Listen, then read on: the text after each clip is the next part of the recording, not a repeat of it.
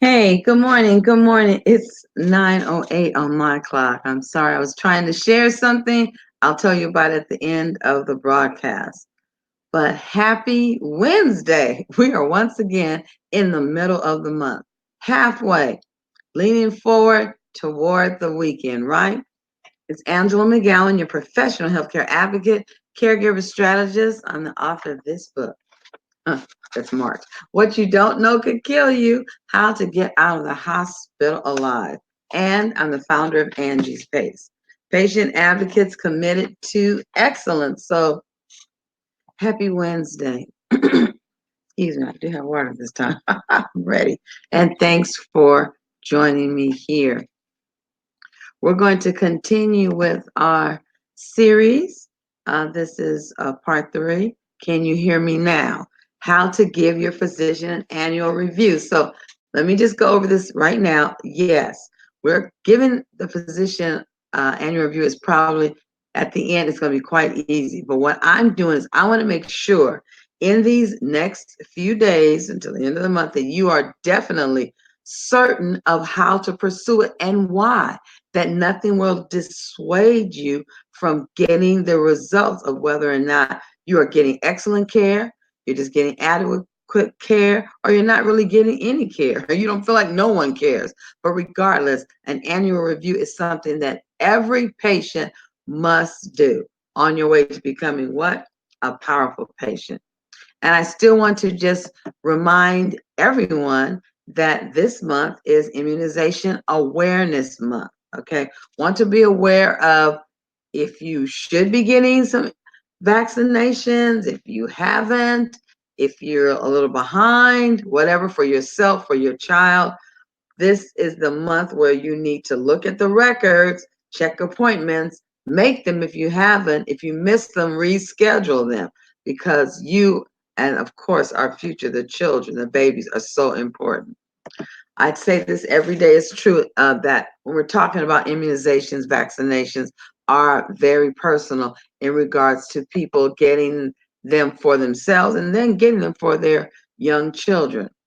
And what we have been using is what I invite you can have opportunity to get as well, is the CDC's schedule of vaccinations from birth to 18. It's about 8 pages, but you can get one page at a time, or get right into the page that has to deal with the ages that are in your household. If you have a baby and then you have also a teenager, you can print those pages as well. Here's some key information that I'd like for you to remember. The timing a child receives their vaccinations and boosters, if they are required, are as important as the vaccination itself. The timing.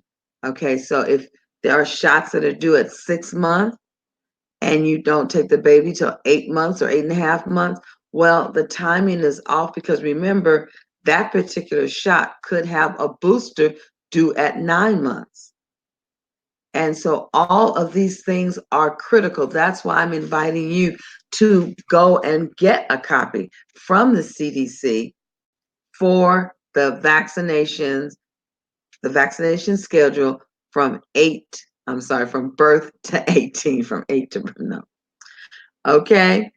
So there are therefore vaccinations, because of the timing, vaccinations of preventable diseases are still a threat. If we miss the time, if we don't get them, if you get them, yet other people don't, you and your children may be spared, but it could turn into an epidemic. So we want to really do our due diligence, make sure we know all things concerning why, when, and how to make sure we preserve ourselves as well as our family. And what is the most notable of a preventable disease that we could say is still a threat? And that is what we've been talking about this entire week, because it's always got people following and having conversation regarding the MMR, the measles, mumps, and rubella. Okay, the measles return in an epidemic proportion this year, according to the CDC, which said that for almost 20 years, measles have been eradicated, okay, from America. Yet it's come back in 20 states. in epidemic proportion. So I want to remind you to think and do your due diligence regarding investigations. Stay up to date on the shots of the babies and young kids. A healthy start does begin with on-time vaccinations. If you're going to get the vaccinations, please make sure you stay on schedule as best as humanly possible. Diphtheria are becoming more rare in the US because vaccinations have the ability to prevent deaths of infants and young children. Okay, and here's where you can go. I invite you, no matter what we're talking about here on Angie's Pace regarding diseases, any other type of healthcare methods, always you can go to the CDC's website, www.cdc.gov. Available there, you're going to find a schedule, as I've been talking about, and I've been using myself to present to you of immunizations to be given to children from birth to 18 years old. All right. So let's go and let's talk about our subject as part of the series that is in this book in chapter 6. Can you hear me now? Yes. And I want to always review this just a little bit because there may be people who have just joined. We're talking about some of the most common requests that your doctor ignores, or it requires you to ask him or her again. Now, maybe you're saying they weren't ignoring me. We're going to give everyone a pass and say they didn't hear you. So you must get in position where you can say, can you hear me now? Definitely. All right. Time off from work. No, an extension. You've already been off that extra extension, right?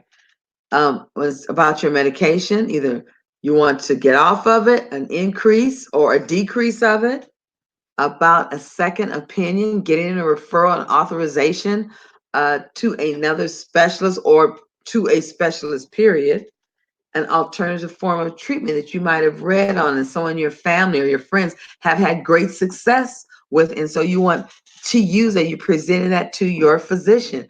And of course, what's really wrong with me? Okay, that is something that I think may not be heard clearly when you get right down to the meat of, so why am I here? I know what I told you. What is it you're saying as well? So I told you, patients, I'm going to be on you. I'm going to be talking to you because it's you that are going to do the actual. Are you afraid to ask your doctor for a second opinion? Are you afraid? Based on what they've said, or maybe based on the last chronic illness you had and the type of care, you're just like, I don't want to just see a general practitioner. I want a specialist. Okay. And so you ask to see a specialist. You want a second opinion.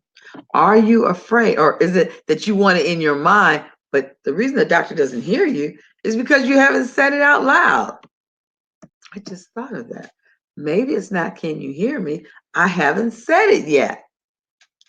Is the fear of not asking for the second opinion due to not being capable of explaining your symptoms? I absolutely don't believe that. I absolutely know that you are quite capable of expressing to your provider what is going on, the feeling, actually, if there's any pain, the degree of pain, any limitations. I absolutely believe it. But I also believe, excuse me, that the fear may be elevated, okay, by the fact that you feel disinterest by your doctor. Okay, I think I should be good now. Disinterest by, and that's got to be quite upsetting. You've got to be offended if that's what you're thinking. Like, even if I say it, they're not going to be interested. I don't want you to feel that. Not at all. I want you to be, strong and powerful. And I want you to go in there positive and passionate and persistent and on purpose because it's your health that is actually in jeopardy. Okay? So let me start again in chapter 6. Every time you leave the doctor's office without an answer to the questions or a referral for a second opinion for a medical concern, it's like throwing up a towel. I'm sorry, throwing up a white flag of surrender about your own health. If you're not willing to stand for yourself and your health, who will? One of the primary reasons that patients most often do not request or continue to pursue a second opinion or any type of medical intervention is that they do not believe it can make a difference in their outcome. I think that's extremely sad. It's a little heartbreaking. I'm sure you have encountered this firsthand or with a loved one who talks one way and with their actions give up on making any further requests because they aren't physically or mentally strong enough to deal with the medical resistance they encounter every time they veer away from the doctor's opinion and advice. I'm sorry. Veer away, change their mind, want to try something different. Listen, you know what's going on. And I'm certain, I'm so sorry. I'm certain that this is not the first time you felt a certain way about your doctor's, not just diagnosis, but the plan of care and treatment options. You might have very well gone along with the diagnosis, but the plan of care and the treatment options, you might have had some questions about, some concerns about. And every time you brought those concerns or questions, you have found not to be taken seriously or in this position of serious. Can you hear me now? Like you are continuing repeating yourself and reiterating what you ultimately want to go on with your health care. This is what I want to say to you about that particular position. Do not surrender. Do not surrender. Do not throw in the white flag, the white towel, whatever. Don't give up. Get a new doctor. Get a second opinion, okay? Or call Angie's Pace. You can get a results call with me at the bit.ly link right here. If there's for some reason you feel that you need someone to facilitate, a patient advocate, someone to help get clarity, not only about what the doctor is saying, but help give clarity to your provider as to why you are asking for the referral. And then let me tell you, there are other ways you can get the referral. I can help you, I can teach you. You can become powerful enough, and there are methods that you can use step by step to help you get that second opinion, to help you get that referral, because you deserve the best. Now, more questions? Absolutely. Have you ever taken the time to do an annual review of your physician and the care you receive? Now, based on these just 3 days, are you seeing why now? Why it is important? It's not just important because I'm saying it, it's important for you moving forward. Because when you're going to providers and you might have something small, not chronic, just something acutely wrong, if you're fighting and struggling that hard when you have something acutely wrong, what are you going to do when you have something chronically wrong that really takes you down, that health wise you have just enough to get there and carry out the orders, not to go into a back and forth or try to defend yourself as having a right to a second opinion, a right to get a different treatment option, a right to be a partner and not a silent partner when dealing with the plan of care. You know what I'm going to say? I'm not going to stop talking about it. Excellent health care is not a privilege. It's your right. Exercise your rights and handle your health care responsibility. How can this be done? I've always been inviting you. Let me continue. Let me do it again. Come on, join the free Facebook group, The Powerful Patient Movement. Stop being just a doctor's patient and learn to become powerful. Okay? You can do this by visiting my website with this link tree, Pro Patient Advocate, and also in addition, Linktree will tell you how to become part of the Powerful Patient Movement. All things about Angie's Pace and Angela McGowan are there at the Linktree. I'd love to speak with you to help you with a free 20-minute results call. Why don't you get in touch with me? Schedule an appointment. My schedule is there at the bit.ly link for Advocate Angie. Of course, it's that bit.ly link is also shown at the Pro Patient Linktree. Okay, so let me tell you something else I'm really excited about on today. I'm going to be the guest for a podcast called the Cast Iron Skillet Chronicles. I hope it's not the Skillet Cat. I think it's the Cast Iron Skillet Chronicle. But let me tell you, even if I'm saying it incorrectly, go to my page, Angie's Pace, and I've shared it there. I'm going to also share it on my private page, Angela McGowan, and I'll be sharing it in the Powerful Patient Movement. Listen, it's exciting and it's a very wonderful concept. I'll just say anyone can come, but if you are 50 years or above, you need to be there. You need to be a part of this weekly podcast listening. Jacqueline is doing an awesome job. Jacqueline J. Smith. You can go to her page as well. She's going to have information. I believe it's on iTunes. I know that.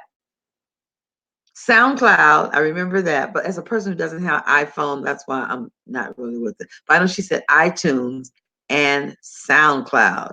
So anywhere else that you can stream podcasts from, go there. The Cast Iron Skills. But go to Angie's Pace first. Go to Angie's Pace. Look at the page. You're going to see it there.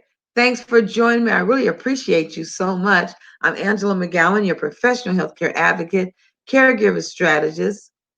I am the author and publisher of What You Don't Know Could Kill You, How to Get Out of the Hospital Alive.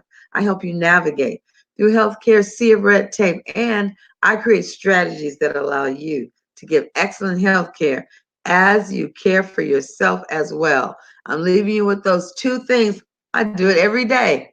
Blessings and joy. Why? Because they both belong to you.